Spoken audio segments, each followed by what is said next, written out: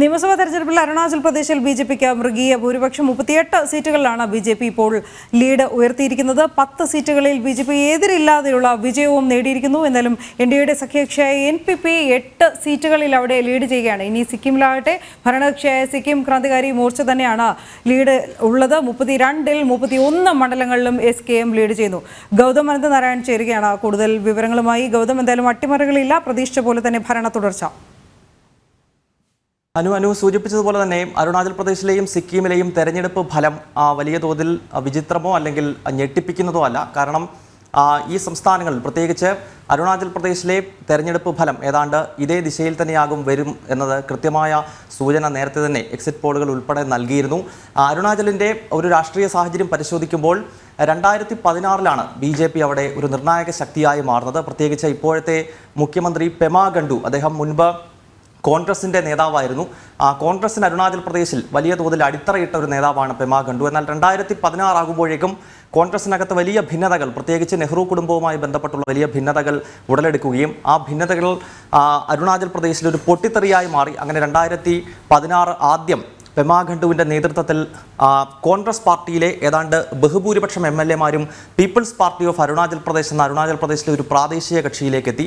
പിന്നീട് people's party of Arunachal പ്രദേശിനകത്തും പ്രശ്നങ്ങൾ ഉണ്ടായതിനെ തുടർന്ന് 2016 പെമാ ഖണ്ഡുവിൻ്റെ നേതൃത്വത്തിൽ മുഴുവൻ MLA-മാരും BJP-യിലേക്ക് ഒറ്റ രാത്രി കൊണ്ട് എത്തുന്ന ഒരു കാഴ്ച നമ്മളന്ന് 2016 കണ്ടു. അതിനുശേഷം പിന്നീട് അരുണാചൽ പ്രദേശിലെ രാഷ്ട്രീയ സാഹചര്യം ഒരിക്കൽ പോലും മാറാതെ അവിടെ സ്റ്റേബിളായി BJP-ക്ക് പിന്നീട് നിൽക്കാൻ സാധിച്ചു. 2019 അവിടെ നിയമസഭാ തെരഞ്ഞെടുപ്പ് ഇതിന് മുൻപ് നടന്നപ്പോൾ 41 സീറ്റുകൾ നേടിക്കൊണ്ടാണ് BJP ആധികാരികമായ വിജയം അരുണാചൽ പ്രദേശിൻ്റെ മണ്ണിൽ നേടിയത്. അതിപ്പോൾ വീണ്ടും 2024 വീണ്ടും ആ വിജയം പെമാ ഖണ്ഡുവിന് ആവർത്തിക്കാൻ കഴിയുന്നു എന്നതാണ് വളരെ ശ്രദ്ധേയമാകുന്നത്. മാത്രമല്ല അരുണാചൽ പ്രദേശിലെ വിജയം മറ്റൊരു ദിശയിലൂടെ നോക്കുമ്പോൾ ക്രൈസ്തവ ഭൂരിപക്ഷമായിട്ടുള്ള ഒരു സംസ്ഥാനം എന്ന നിലയിൽ കൂടി അതിനെ നോക്കിക്കാണണം. പ്രത്യേകിച്ച് വടക്ക് കിഴക്കൻ സംസ്ഥാനങ്ങൾ മതന്യൂനപക്ഷങ്ങൾക്ക്, ക്രിസ്തുമത വിശ്വാസികളും ഒപ്പം അവിടുത്തെ മുഖ്യമന്ത്രി പെമാ ഖണ്ഡു തന്നെ ഒരു ബുദ്ധമത വിശ്വാസിയാണ്. അങ്ങനെ മതന്യൂനപക്ഷങ്ങൾക്ക് വലിയ സ്വാധീനമുള്ള ഒരു സംസ്ഥാനമാണ് അരുണാചൽ പ്രദേശ്. മറ്റ് വടക്കുകിഴക്കൻ സംസ്ഥാനങ്ങൾ എന്ന പോലെ അവിടെയും ക്രിസ്ത്യൻ കമ്മ്യൂണിറ്റിയുടെ ഉൾപ്പെടെ പിന്തുണ നേടിക്കൊണ്ടാണ് BJP ഇപ്പോൾ ആധികാരികമായ വിജയം അരുണാചൽ പ്രദേശിൻ്റെ മണ്ണിൽ നേടുന്നത് എന്നതാണ് ശ്രദ്ധേയമാകുന്നത്. ഒപ്പം സിക്കിമിൻ്റെ പരിശോധിക്കുകയാണെങ്കിൽ അവിടെ പ്രാദേശിക കക്ഷിയായിട്ടുള്ള ഇപ്പോഴത്തെ ഭരണകക്ഷിയായിട്ടുള്ള സിക്കിം ക്രാന്തികാരി മോർച്ച തന്നെയാണ് അവിടെ ലീഡ് ചെയ്യുന്നത്. 32 മണ്ഡലങ്ങൾ മാത്രമാണ് സംസ്ഥാനത്തുള്ളത്. കാരണം അതൊരു ചെറു സംസ്ഥാനമാണ്, ഏറ്റവും അധികം ജനസംഖ്യ കുറവുള്ള സംസ്ഥാനമാണ്. അതിനാൽ തന്നെ 32 സീറ്റുകളേ ഉള്ളൂ. അതിൽ 31ലും ഇപ്പോൾ സിക്കിം ക്രാന്തികാരി മോർച്ച ലീഡ് ചെയ്യുന്നു എന്നാണ് നമുക്ക് മനസ്സിലാക്കാൻ കഴിയുന്നത്. തീർച്ചയായും ഗൗതം, നമ്മൾ ഈ വിജയം ഒരുപക്ഷെ ഇന്നലത്തെ എക്സിറ്റ് പോൾ മുതൽ വളരെയധികം ആത്മവിശ്വാസത്തിലാണ് NDA ക്യാമ്പ് ഉള്ളത്, BJP ഉള്ളത്. ഇപ്പോൾ ഈ നിയമസഭാ തെരഞ്ഞെടുപ്പുകളിലെ ഈ വിജയം കൂടി ക്യാമ്പിൽ പുത്തൻ ഉണർവ് സമ്മാനിച്ചിരിക്കുകയാണ് എന്നതിലും സംശയമില്ല. എന്തായാലും 2 ദിവസം മാത്രമേ ഉള്ളൂ ഫലം അറിയാൻ ലോക്സഭാ തെരഞ്ഞെടുപ്പിൻ്റെ. പക്ഷേ എക്സിറ്റ് പോളുകൾ പ്രവചിക്കുന്നത് വലിയൊരു വിജയവുമാണ് NDAക്ക്. ഇന്നലെ പുറത്തു വന്ന എക്സിറ്റ് പോളുകൾ നേരത്തെ പല രാഷ്ട്രീയ നിരീക്ഷകരും, കൃത്യമായി രാഷ്ട്രീയം നിരീക്ഷിക്കുന്നവർ പ്രവചിച്ചതിന് സമാനമായ രീതിയിലുള്ള നിരീക്ഷണമാണ് എക്സിറ്റ് പോൾ ഫലങ്ങൾ കൃത്യമായി നൽകിയത്. നമുക്കറിയാം ഏതാണ്ട് 300-ന് മുകളിൽ സീറ്റുകൾ BJP ഒറ്റയ്ക്ക് നേടുമെന്ന് ഏതാണ്ട് ബഹുഭൂരിപക്ഷം എക്സിറ്റ് പോളുകളും പ്രവചിക്കുന്നു. അതോടൊപ്പം 400-ന് അപ്പുറം കടക്കും. നമുക്കറിയാം ഈ ലോക്സഭാ തെരഞ്ഞെടുപ്പിൻ്റെ തുടക്കത്തിൽ പ്രധാനമന്ത്രി നരേന്ദ്രമോദി മുന്നോട്ട് വെച്ച ഏറ്റവും പ്രധാനപ്പെട്ട മുദ്രാവാക്യങ്ങളിലൊന്ന് ഇത്തവണ 400-ലധികം എന്നതായിരുന്നു. ആപ്കി ബാർ 400 പാർ ഫിർ ഏക് ബാർ മോദി സർക്കാർ എന്ന മുദ്രാവാക്യം ഉയർത്തിക്കൊണ്ടാണ് ഈ ലോക്സഭാ തെരഞ്ഞെടുപ്പിനെ BJP അഭിമുഖീകരിച്ചത്. അത് ഏതാണ്ട് 400-ന് അടുത്തേക്ക് എത്തും എന്ന് എല്ലാ എക്സിറ്റ് പോളുകളും ഒരുപോലെ വിരൽ ചൂണ്ടുന്നുണ്ട്. ആത്മവിശ്വാസം ഒരു ഭാഗത്ത് BJP ക്യാമ്പിന് നൽകുന്നു. ഈ എക്സിറ്റ് പോൾ ഫലം പുറത്തു വരുന്നതിന് മുൻപ് തന്നെ BJP സത്യപ്രതിജ്ഞയ്ക്ക് പന്തലിന് കാൽനാട്ടുന്ന പരിപാടികൾ ഉൾപ്പെടെ ഡൽഹിയിൽ ആരംഭിക്കുന്നതിനെ പറ്റി ചിന്തിക്കുന്നുണ്ടായിരുന്നു. അപ്പോൾ BJP ക്യാമ്പിനെ സംബന്ധിച്ച് എക്സിറ്റ് പോൾ വരുന്നതിന് മുൻപ് തന്നെ വളരെയധികം ആത്മവിശ്വാസത്തിലാണ് BJP.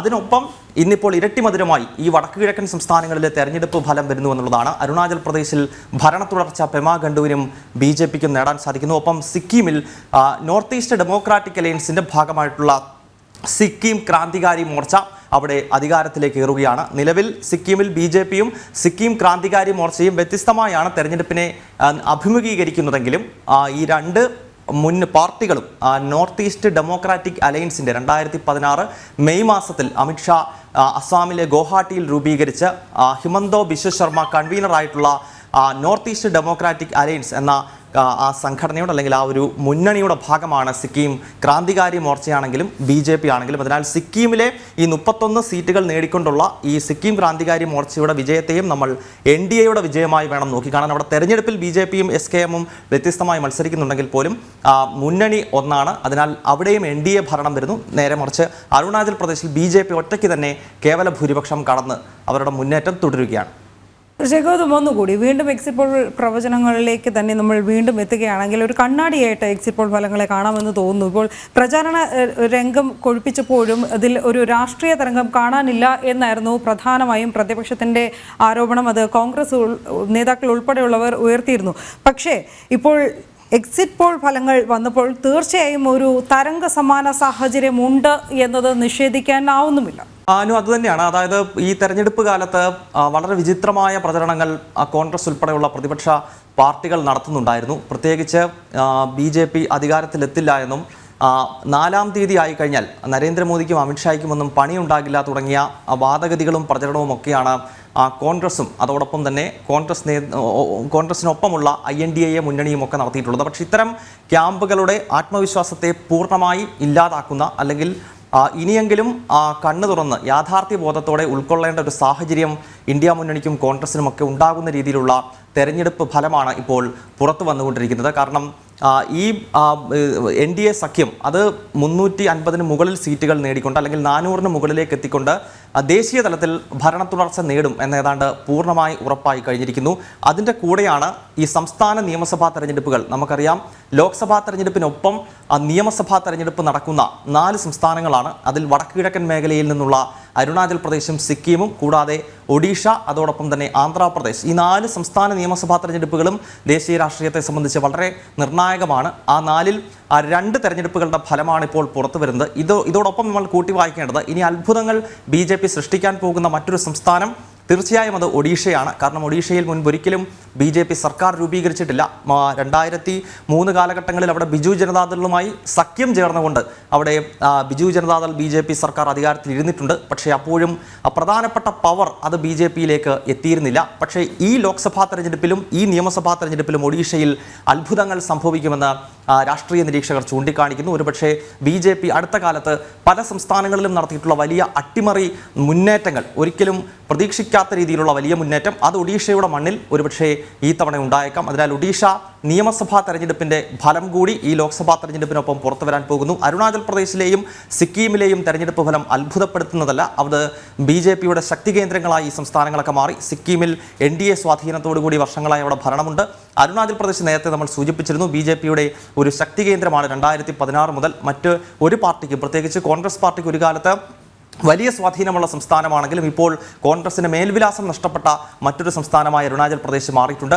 ഒഡീഷ അതാണ് ഏറ്റവും ശ്രദ്ധേയമാകുന്നത്. ഇനിയും ഒഡീഷയെ സംബന്ധിച്ച് കഴിഞ്ഞ 24 വർഷക്കാലമായി മുഖ്യമന്ത്രി സ്ഥാനത്ത് നവീൻ പട്നായിക് തുടരുകയാണ്. ഭാരതത്തിലെ ഏറ്റവും കൂടുതൽ കാലം മുഖ്യമന്ത്രി സ്ഥാനത്തിരുന്ന, അതായത് ഇന്ത്യയുടെ ലോങ് ടൈം ചീഫ് മിനിസ്റ്റർ എന്ന് നാം വിശേഷിപ്പിക്കുന്നത് സിക്കിമിൻ്റെ പവൻകുമാർ ചാംലിംഗ് ആണ്. 1994 ഡിസംബർ മാസം 12-ാം തീയതി മുതൽ 2019 മെയ് മാസം 26-ാം തീയതി വരെ, അതായത് 24 വർഷവും 165 ദിവസവും സിക്കിമിൻ്റെ മുഖ്യമന്ത്രിയായി പവൻകുമാർ ചാംലിംഗ് തുടർന്നു. അദ്ദേഹമാണ് ഭാരതത്തിൻ്റെ ലോങ് ടൈം ചീഫ് മിനിസ്റ്റർ. ആ റെക്കോർഡ് കടത്തിവെട്ടാൻ ഇനിയും നവീൻ പട്നായിക്കിന് ശേഷിക്കുന്നത് കുറച്ച് ദിവസങ്ങൾ മാത്രമാണ്. നവീൻ പട്നായിക് ഇപ്പോൾ 24 വർഷമായി ഒഡീഷയുടെ മുഖ്യമന്ത്രിയാണ്.